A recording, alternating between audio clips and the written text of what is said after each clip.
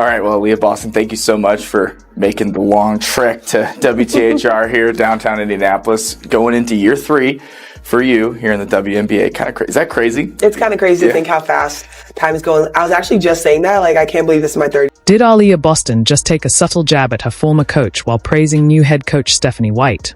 In her latest interview, Boston couldn't stop raving about White's strong communication and sharp in-game adjustments, precisely the areas where Christie Sides faced the most criticism last season. Okay, now we come out, we have to be ready to compete, but we also know that, listen, if things aren't going our way, then we have a coach at the helm who knows how to adjust. Boston reflected on past matchups against Stephanie White's Connecticut Sun, recalling how White's in-game adjustments constantly kept the Fever on their heels.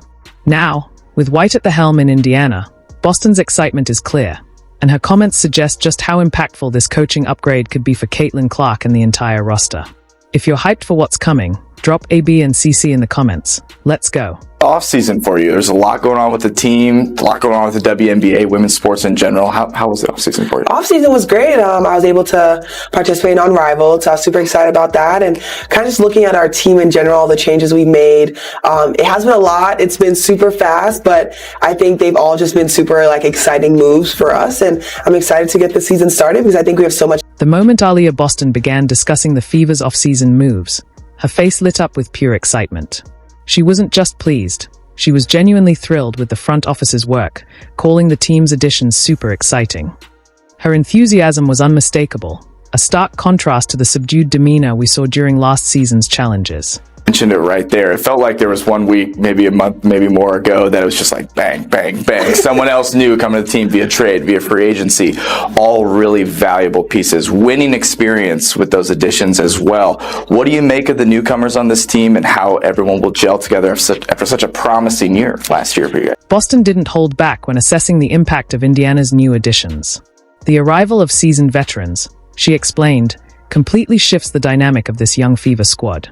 Last season, the team leaned heavily on young talents like herself, Caitlin Clark, Lexi Hull, and Kelsey Mitchell to shoulder the burden night in and night out.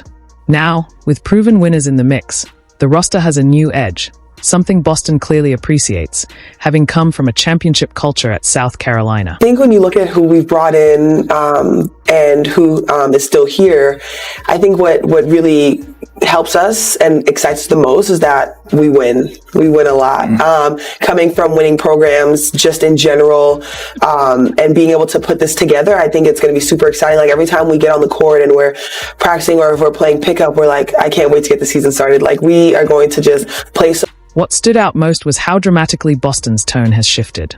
Last season, her language centered around potential, about what the Fever could become one day. Now, she speaks in terms of expectations. It's a subtle but powerful change. She's no longer hoping Indiana can win. She expects it. That marks a significant mental shift for a franchise that's been stuck in rebuild mode for years. Have so many different options on the floor, anyone coming off the bench, just being ready to be that heavy hitter and make an impact. Yeah, deep team, right? Yes. Too, it feels like no lineup there. There's no drop. Boston specifically emphasized the offensive versatility this revamped roster brings. So many different options on the floor, she noted, clearly energized by what that could mean for a team that often appeared one-dimensional last season. When opposing defenses keyed in on Clark, Boston, or Mitchell, the Fever frequently struggled to generate consistent scoring elsewhere. But with the new additions, that frustration may finally be behind them. How excited are you for the Fever just this season and as far as your team is concerned, but just to carry that momentum forward as people continue to realize how high level women's basketball is, women's sports are, and just the excitement around this season and the WNBA? Perhaps the most striking moment in Boston's interview was her use of the word formidable to describe what the Fever can become. It's a word she never used last season, not even during their late playoff push. That choice signals a major shift in mindset. This team isn't just aiming to compete, they're aiming to dominate. We want to win every single night, Boston said emphatically, repeating it for emphasis. The narrative has moved beyond development and growth. Now, it's all about results. This evolution also mirrors Boston's growth as a leader.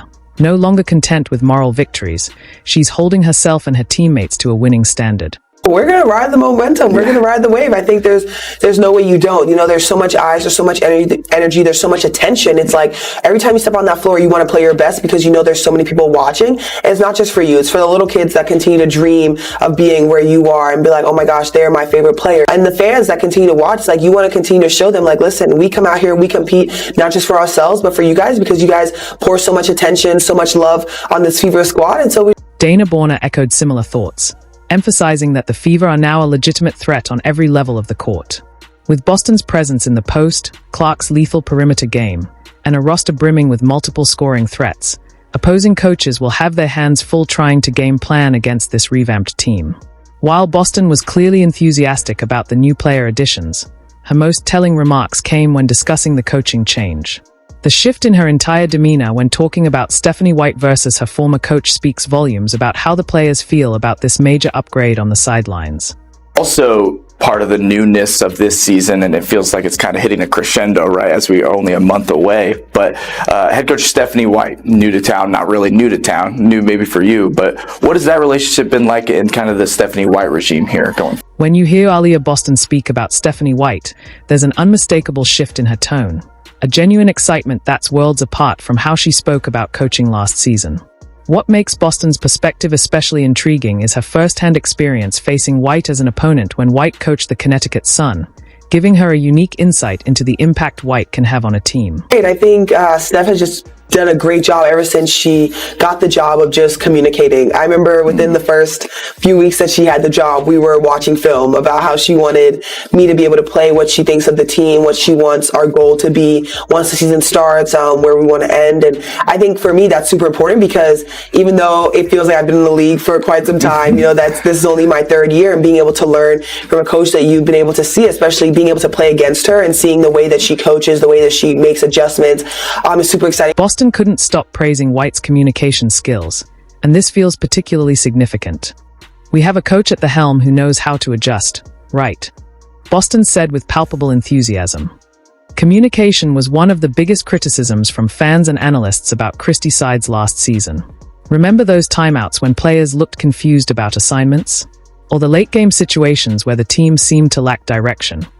Boston's emphasis on White's communication suggests that these issues won't persist under the new leadership. About going against her in the probably most important series of your career, yep, right? In the first round last season. What did you take away from going up against her? That maybe you're like, oh great, she's on my side now and we can use this to our advantage. Yeah, when we played against Connecticut, Steph, her adjustments, the way she started off the game, I remember there were times where we were playing, I was like, did they mean to do this? And then you come back again the second possession and they really did mean to do that. And it's something that we didn't think about, and coming in, it's like, okay, well, now we have to. The tactical aspect also seems to hold significant weight for Boston.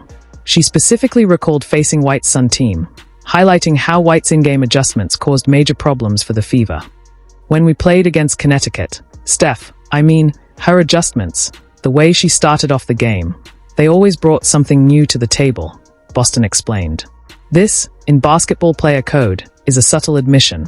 The Fever were outcoached in those matchups. It's like we've already played you guys 3-4 times, now we're going to the playoffs, and they still bring something new to the table. So to be on that side, it's super exciting because I think once again we have so much talent on our squad. We're going to be going up against all these teams that in the offseason also made adjustments, also have just great talented flat out hoopers. So it's like, okay, now we come out, we have to be ready to compete, but we also know that, listen, if things aren't going our way, then we have a coach at the helm who knows. You could see Boston's body language shift completely when discussing how White will help the team adapt against other talented squads. She sat up straighter, her gestures became more animated, and her voice gained confidence. It was the kind of reaction you get from someone who believes they've found a solution to a persistent problem. So it's just in her first team meeting? Unity. I think that was the biggest thing. You know, we talked about it earlier, even in this, is the outside noise. And so for her, it's about sticking together, making sure that we are a tight unit, that nothing can poke holes in between what we have going, because that's one way to go down, and we don't want to go down. Boston effectively highlighted what was missing last season under Coach Christie sides by emphasizing how valuable White's communication and tactical adjustments will be. She's clearly pointing out the gaps the team faced. Think about those games last season when the Fever struggled to counter opponents' defensive adjustments against Clark, or when they couldn't find answers for defensive breakdowns. Boston's comments suggest she believes White would have handled those situations differently. For Boston, having White on their side now represents a major competitive upgrade.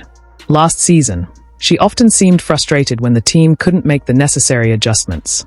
Now, she views White's strategic mind as an asset, rather than something they had to face as opponents.